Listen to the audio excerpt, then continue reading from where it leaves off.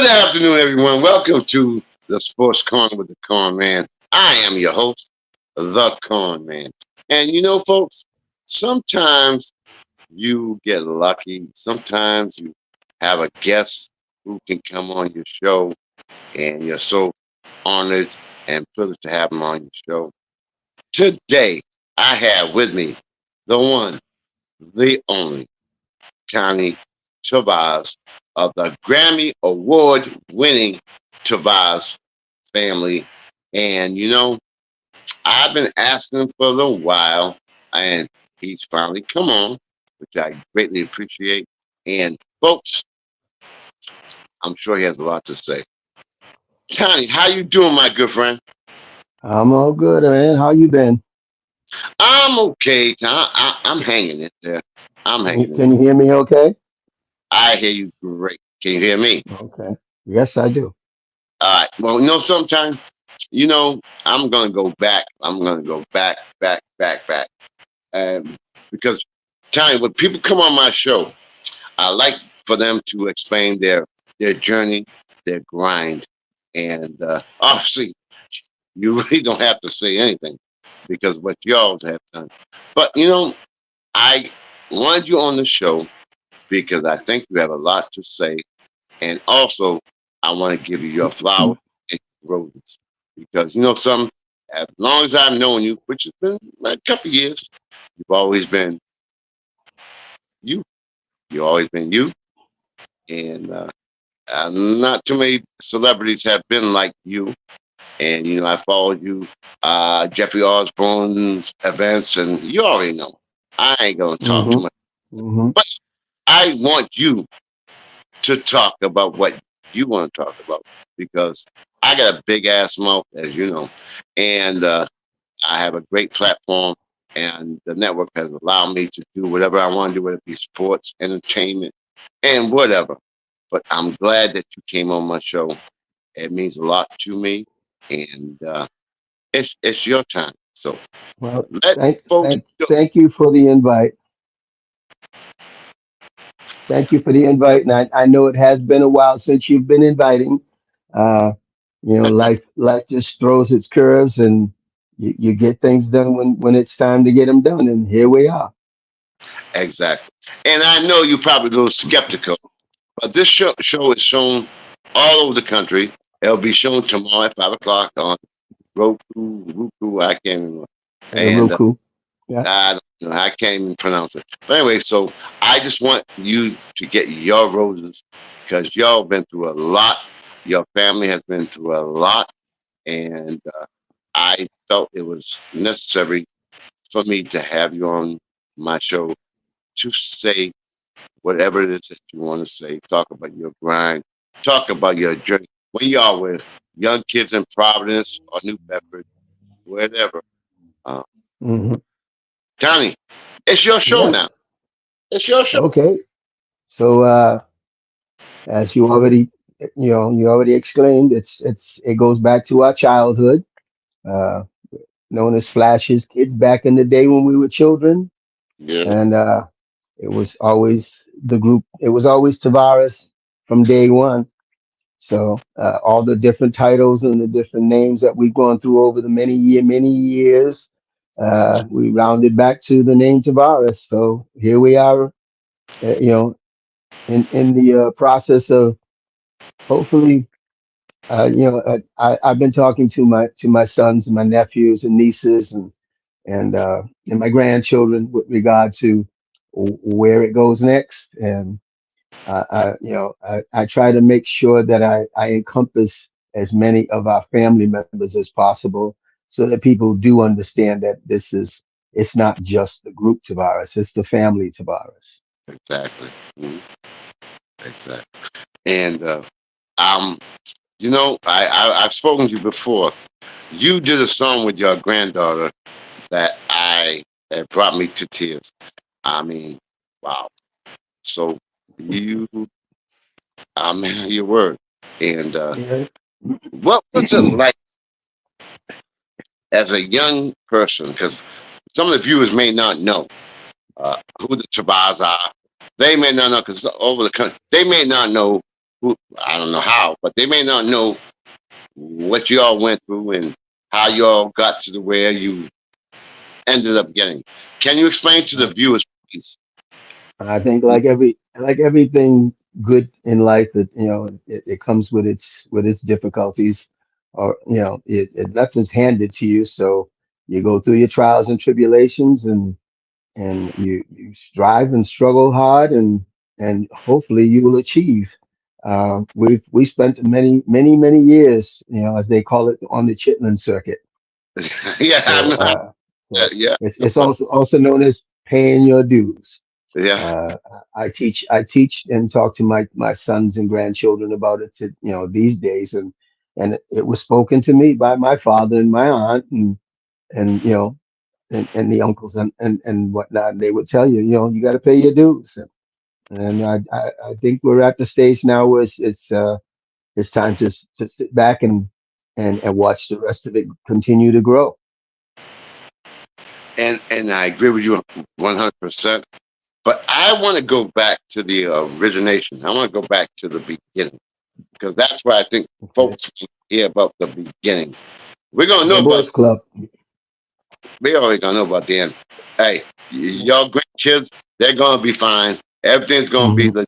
But I want to go You back know, to then the it goes back to the boys club. Then beginning. There we go. that's the beginnings. The beginnings is the boys clubs and charity organizations. Doing church socials when we were young, when we were kids, and Flash would just march us out onto any stage or any floor, dance floor, gymnasium floor, going into your area of expertise. They just about every gym had some kind of a stage attached to it, or the auditoriums at the schools had some type of a stage for the theatrical performances, and we got marched out onto them. What made you decide this is maybe what I want to do? You got all the brothers who are multi-talented. Your father was phenomenal. Your mother was phenomenal. What made you decide? Because I heard, because I had Chubby on my show, you all tried to sing and the cops tried to arrest you in Providence. I heard the whole story. Oh man, they're still telling that story, huh? They're still telling the story about the doo-wop days and on the curb, sitting on Yeah. the on sitting on the porch, as we called it, piazza, on the porch stairs, and being roasted by the local gendarmes and said, you guys need to break this up. Yeah, so Chubby had to tell you that story, huh? Oh, he told. Oh, I know. I had Chubby. I had Victor on, so I kind Hmm. of know. I can. Hey, Yeah, I love the Tavares family. I love y'all. So I kind of know a little bit. I know a little bit. yeah, yeah. Oh, well, it's all part of growing up. And usually, it history repeats itself. You see it happening all over the world. We hear more and more about it in the news now because it's become more predominantly known that there were times when life just wasn't fair, and you got knocked down, and you stood back up and dusted off, and kept on trucking like Eddie Kendricks. That's so true. Tanya, I'm gonna try to keep it real with you. I Okay. want just to get an idea of when it all started. When y'all thought, "Hey, we could be all right. We could be a good group." I want you to let the viewers know, "Yeah, we would be all right. This is what we want to do." Uh, during the struggle, and you had to decide whether or not you wanted to do a day job, or do this as your day job. We all pretty much had a pretty good inclination that we had something with you know developing, with continuing. A lot of people quit in the middle and say, "Oh, this isn't going to work out." And we felt it would work out. So, you get a lot of feedback, and as you know, after a performance, people come to you and say it was either good or bad, If it was good, then they would, they try to, egg you on to continue, your endeavors. And we continued on until we got to the point where we were doing the nightclub circuit. And when you're doing the nightclub circuit, you either draw a crowd or you don't get hired. And we drew a lot of crowds, so that gave you another inclination that, well, this could be worth something.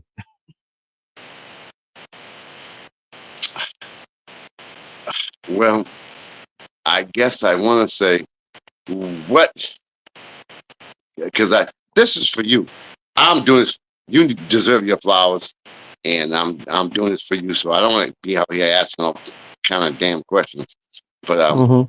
I kind of want to know what did it take for you guys to get together and decide you guys have the talent. Well, it pretty much was as plain as the nose on your face that the talent was there. It was about grooming it, nurturing it, making sure that it was something that people would want to see and people would want to pay to see. And the more we worked at it, the better it got. Uh, we worked our bands when we had bands. It's all about putting in the rehearsal time. We called it. You had to go into the woodshed. We called it. You shed and learn what it is you need to know to give to your audience. How you need to present yourself. You learn all that stuff as you go along, and while you're going along, you develop your voice to another level. And again, it's all about rehearsal.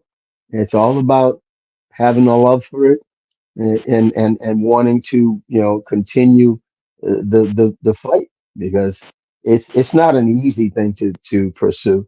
A music business, I don't recommend it to anyone or everyone. I think if you love it enough, you'll stick with it.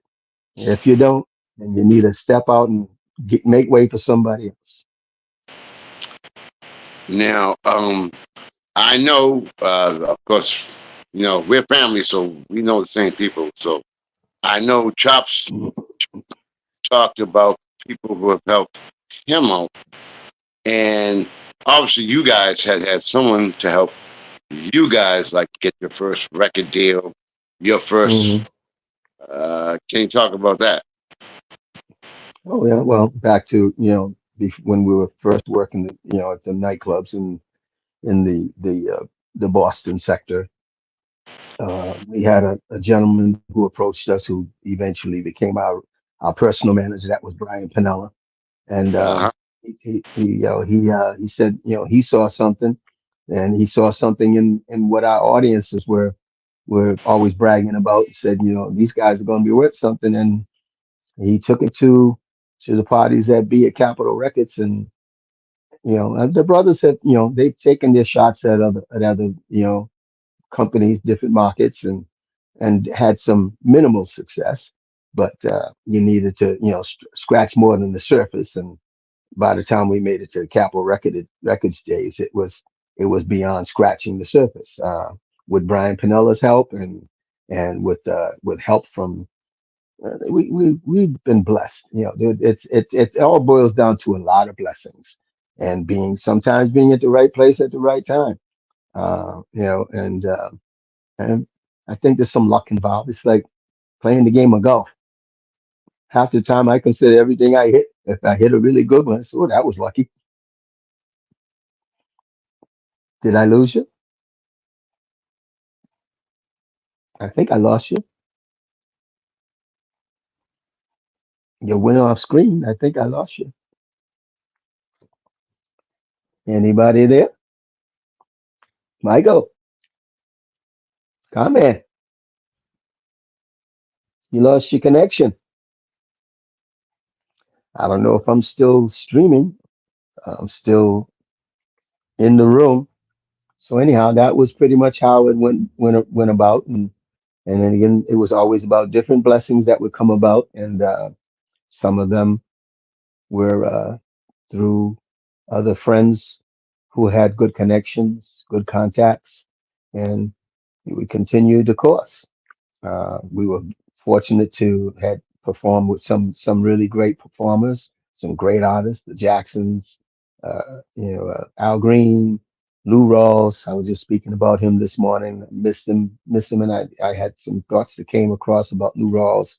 And one of the first songs I learned was "Love Is a Hurting Thing," and it conjured up a lot of memories. So yeah, we've been very fortunate to touch and brush elbows with the right people at the right time. So I'm not sure if we're still broadcasting, but I don't know if it's time to sign off because I lost Michael.